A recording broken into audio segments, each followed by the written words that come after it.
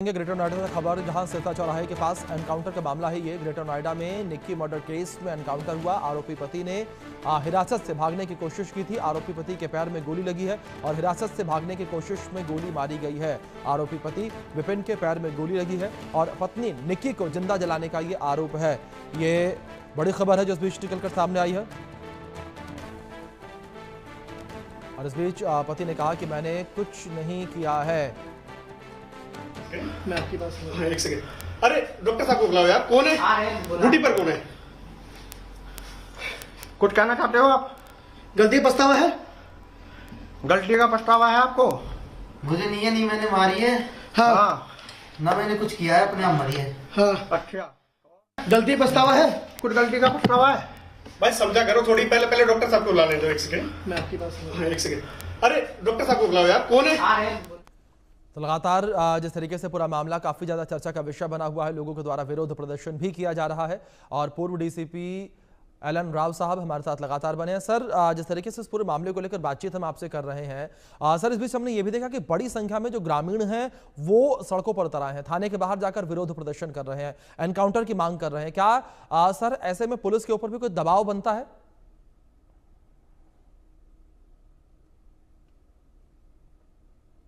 Case ही बड़ा ग्रुशम है।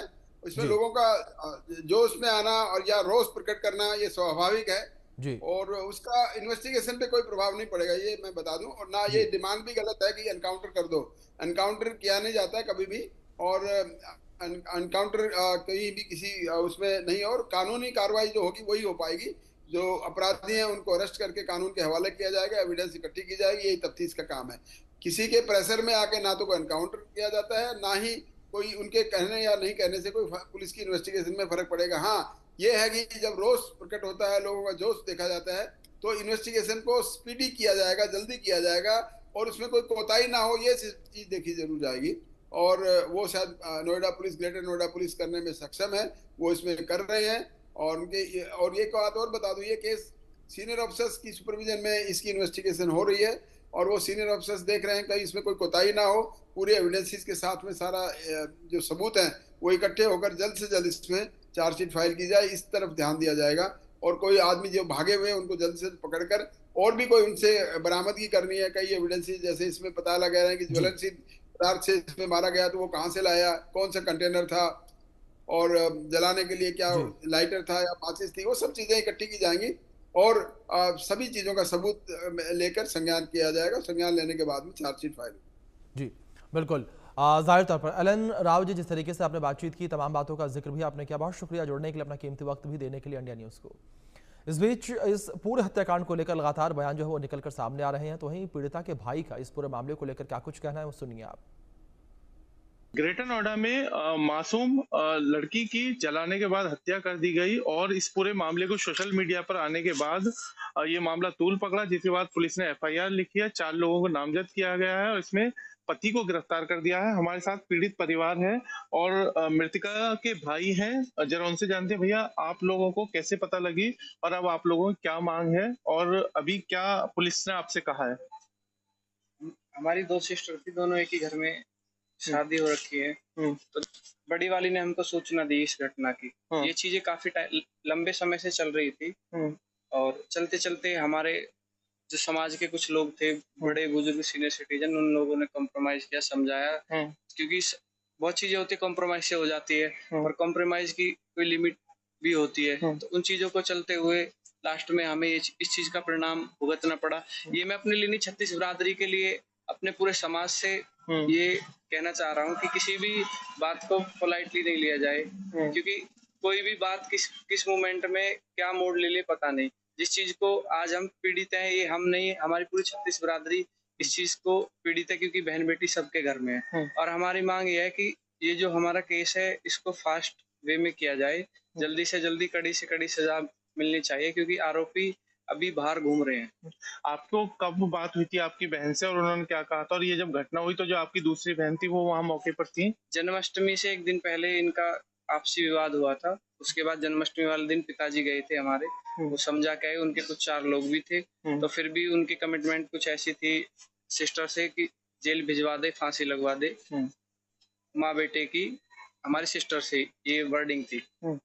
जो वीडियो सामने आ रहा है वो वाकई बहुत दर्दनाक है, रोंगटे खड़े कर देता है। इस तरीके के लोगों के लिए आप कैसी सजा की मांग करते हैं और आप क्या इंसाफ चाहते हैं पुलिस से? जो कड़ी से कड़ी सजा हो, मैं तो वही चाहता हूँ। देखो, इंसान जाने के बाद तो वापसी नहीं आता है, पर ऐसे दरिंदों के लिए तो कुछ सजा ऐसी होनी चाहिए जो आगे को करने से पहले लोग थर-थर कांपे, ये सोचे उस अपराध को करने से पहले। अच्छा, ये जो अपराध की दुनिया काफी बढ़ रही है, आप देख रहे हो, आए दिन डेली नए केसेस आ रहे हैं। और वैसे हमारे सरकार बेटी बचाओ बेटी पढ़ाओ बोलती है, अभी कहाँ है, क्या है, कहाँ सरकार है, बताओ। पुलिस से आपकी बात हुई होंगी, कुछ कहना है पुलिस का, कितनी टीमें बनाई है या कुछ गिरफ्तारी के बारे में? अभी जो 3 आरोपी हैं उनके रहे कुछ चीजें प्राइवेट भी होती हैं, पुलिस ने वो बोला है, वो नहीं डिस्कस कर सकते, पर हाँ वो अपनी कोशिश में लगी हुई है, 2 दिन का समय और मांगा है अभी। अच्छा, देखिए, ये हमारे साथ पीड़ित परिवार है जिसका कहना है कि ऐसे दरिंदों के लिए सख्त से सख्त सजा हो और जो उनकी बहन के साथ हुआ है वो किसी के साथ नहीं हो, इसके लिए वो फास्ट ट्रैक की मांग करते हैं और जो पीड़ित परिवार का हक है वो दिलाया जाए। इसको लेकर परिवार मांग कर रहा है। अब ये भी देखना होगा कि पुलिस को कितनी जल्दी वो इस मामले में चार्जशीट लगाती है और जो आरोपी हैं उनकी कब तक गिरफ्तारी। इस बीच हमारे सहयोगी ब्रायन थॉमस हमारे साथ जुड़ गए हैं, रुक करेंगे उनका अपडेट्स के लिए। ब्रायन, जिस तरीके से इस पूरे हत्याकांड को लेकर काफी ज्यादा विरोध प्रदर्शन भी देखने को मिल रहा है, लोग सीधे तौर पर मांग कर रहे हैं कि आरोपियों का एनकाउंटर किया जाए।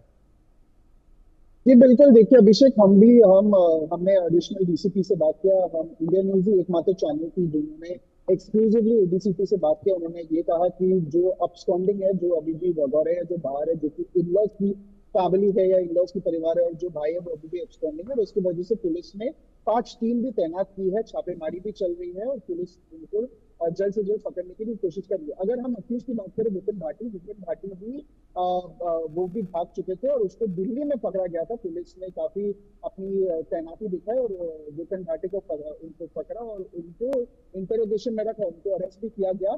फिर आज ही कुछ देर पहले ही वो भागने की कोशिश कर रहे थे, पुलिस ने रोकने की कोशिश की पर वो नहीं माने और कस्टडी से भागने के चलते पुलिस ने एनकाउंटर किया। एनकाउंटर में उनके पैर में गोली मारी और उनको भागने से रोका। अब देखिए, पुलिस काफी टाइम से जो इन्वेस्टिगेशन काम कर रही है, इन्वेस्टिगेशन पे वो काफी ज्यादा तैनात है। वो लोग 5 से ज्यादा टीम्स डिस्पैच कर चुके हैं और हमने उनके फैमिली से भी बात की, जो पीड़ित है उनके फैमिली से बात किया, जो उनके जो विक्टिम है उनके फैमिली से बात किया, उनके पापा से, पिताजी से भी बात किया, भिखारी सिंह उनका नाम है, भिखारी सिंह जी से भी बात किया। उन्होंने भी कहा कि उन्होंने योगी आदित्यनाथ जो कि मुख्यमंत्री है, चीफ मिनिस्टर है यूपी के, उनसे भी उन्होंने अपील किया कि उनको जल्द से जल्द उनको जो अक्यूज है उनको सजा मिलनी चाहिए और उनकी बेटी या उनकी जो परिवार है उनको जस्टिस मिलना चाहिए, क्योंकि ये डाउरी का केस या जो दहेज का केस है, 2016 में उनकी शादी हुई, उसके 1 साल के अंदर ही वो डाउरी के डिमांड्स बढ़ते लगे। पहले 35 से 36 लाख रुपया मांगा गया, फिर स्कॉर्पियो गाड़ी मांगी गई, वो गाड़ी भी दी गई, उसके बाद एक मर्सिडीज कार भी मांगी गई, वो उन्होंने मना कर दिया। उसके बावजूद काफी सारे गिफ्ट्स भी मांगे गए, दहेज के लालच में दहेज मांगे गए। उसके अलावा एक और जो बात सामने आई है, जो हमने जब उसके पिताजी से बात की, उन्होंने कहा कि फैमिली ने एक ब्यूटी पार्लर बेटियों के लिए खोल के रखा था। जो अक्यूज्ड है वो उनको काफी दिक्कत था, उनको ब्यूटी पार्लर से जो इनकम या जो पैसा आ रहा था उसका आधा पैसा उनको चाहिए था और उन्होंने ये कहा था कि अगर आप पैसा नहीं दे पाओगे तो आप ये ब्यूटी पार्लर का जो ये बिजनेस है वो बंद कर दो। उस पर भी काफी ज्यादा कहासुनी किया, वहां भी उसके बाद भी काफी ज्यादा फिजिकल ऑल्टरकेशन है, फिजिकल वायलेंस भी हुआ, जहां जो 2 बेटियां जो बहन थी उनको भी मारा पीटा जाता था। विपिन भाटी शराबी थे, वो अल्कोहलिक थे, अनएम्प्लॉयड थे और उसके वजह शराब के नशे में उनको पीटते भी थे, मारते भी थे। और 21 अगस्त का ये जो घटना है, जब जो लड़की जो विक्टिम है उसको आग लगाया गया था और उसके बाद उसको फोर्टिस हॉस्पिटल में रेफर किया गया था, वो फोर्टिस हॉस्पिटल में थी, पर इंजरीज काफी ज्यादा थी, क्रिटिकल सिचुएशन बहुत ज्यादा क्रिटिकल हो गया था। फिर उनको सफदरजंग हॉस्पिटल जो कि बॉर्न स्पेशलिटी हॉस्पिटल है वहां रेफर किया था, बट रास्ते में ही वो चल बसी। और उसके बाद ये ज्यादा और हाईलाइट हो गया क्योंकि जो परिवार के लोग हैं, जो कि इन-लॉज के परिवार है, वो अभी भी अपस्कॉन्डिंग है, अभी भी वो फरार है, पर पुलिस छापेमारी कर रही है, चेक पॉइंट्स बनाई गई है, चेक पॉइंट्स भी दिख रही है, सीसीटीवी कैमराज तैनात किए गए, सीसीटीवी कैमराज चेक किया गया है, चेक किया जा रहा है। बॉर्डर जो एरिया है, दिल्ली नोएडा बॉर्डर दिल्ली गाजिया बॉर्डर, सारे बॉर्डर्स चेक किया जा रहा है। उनके जो लोकल इंफॉर्मर, जो लोकल सोर्सेज है, उनसे भी काफी सारे डिटेल्स दिया जा रहा है।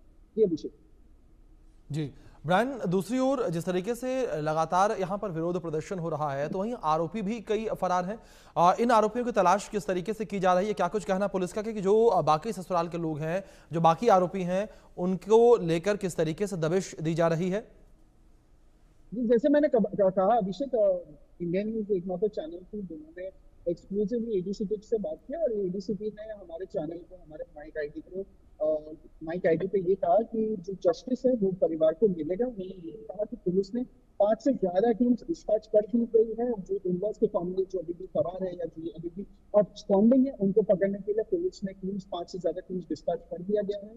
छापेमारी भी चल रही है, इन्वेस्टिगेशन भी चल रही है। हत्या कर दी है। इस सूचना पे तत्काल पुलिस ने मुकदमा पंजीकृत किया था और कार्रवाई करते हुए मृतका के पति विपिन को अरेस्ट किया था। उससे रिकवरी करने के लिए जिस फ्लेमेबल पदार्थ से उसने मृतका को जलाया था, उसकी बोतलें रिकवर करने के लिए जो उसने इधर फेंक दी थी, वो रिकवर करने आई थी। बोतलें तो रिकवर हो गई, लेकिन उसी दौरान वो दरोगा की पिस्टल छीनकर भागने का प्रयास किया। पुलिस ने जब उसे घेरा तो उसने पुलिस पे जान से मारने की नीयत से फायर किया, जिसकी जवाबी कार्रवाई में पुलिस ने भी गोली चलाई और वो उसके पैर में लगी।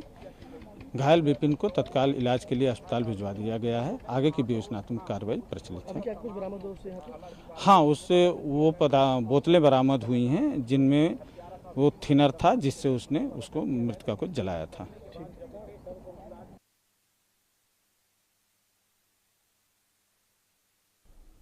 तो यहाँ पर पुलिस के बयान जो है वो भी निकलकर सामने आ रहे हैं। पूरे मामले को लेकर लगातार जो है कार्रवाई की जा रही है। आरोपियों की धरपकड़ के लिए दबिश लगातार दी जा रही है। पुलिस की टीम जो है वो पूरे मामले को लेकर जांच पड़ताल कर रही है। आरोपियों की तलाश लगातार इस वक्त की जा रही है। साथ ही साथ आरोपी पति का बयान भी जिस तरीके से निकलकर सामने आया, उसने कहा कि मैंने कुछ भी नहीं किया है। ये तस्वीरें एनकाउंटर वाले जगह की, इन तस्वीरों में देख सकते हैं जहां पर आरोपी का एनकाउंटर किया गया। तो ये वहां की तस्वीरें हैं। हिरासत से भागने की कोशिश